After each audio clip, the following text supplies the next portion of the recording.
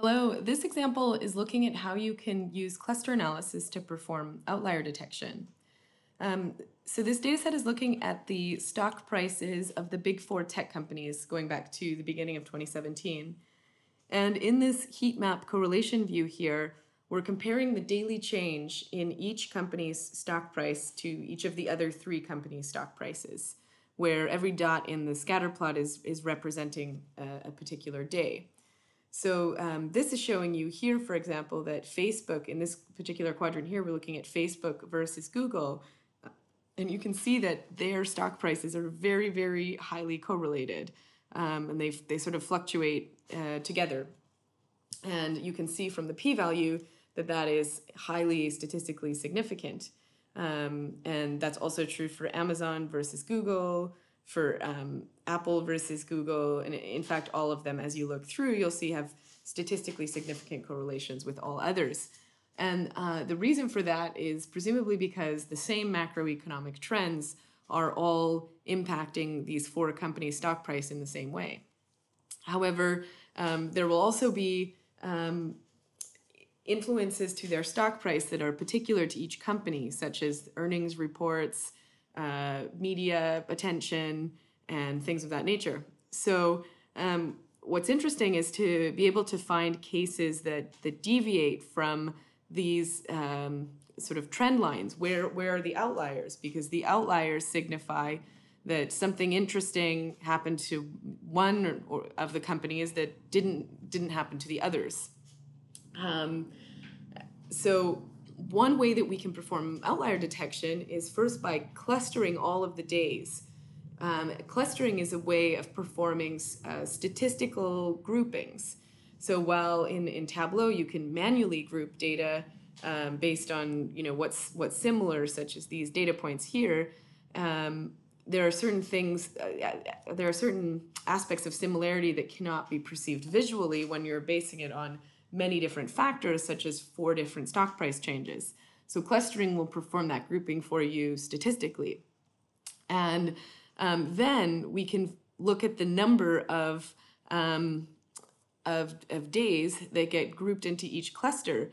And so that's what this Pareto chart here is showing, that in this first cluster here, this particular cluster has 67 days in it. So this cluster is an indication of days that are normal, where like nothing interesting happened. So in fact, if we actually go and highlight all of those days here, you'll see that they're all centered very much around 0.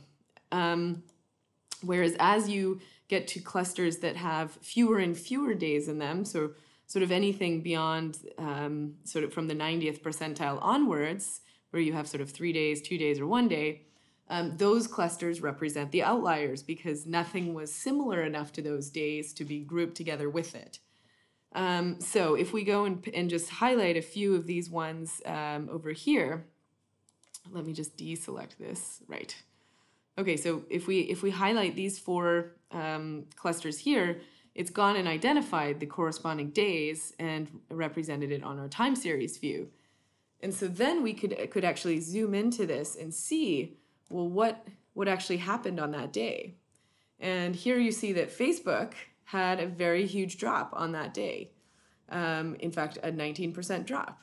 And so if we click on Facebook and then search the internet for Facebook on the 26th of July, 2018, you can see that it suffered its worst day ever, and the stock plunge shatters faith in tech companies, and Bloomberg published articles on 4 theories of what went wrong, which you'll see most of which are relating to an earnings call.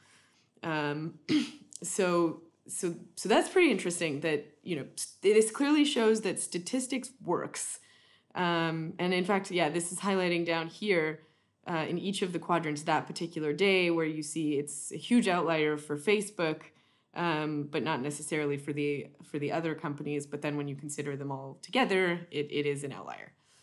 And so then if we wanted to look at another one of these days here, so what happened here? And maybe we zoom in a little bit more.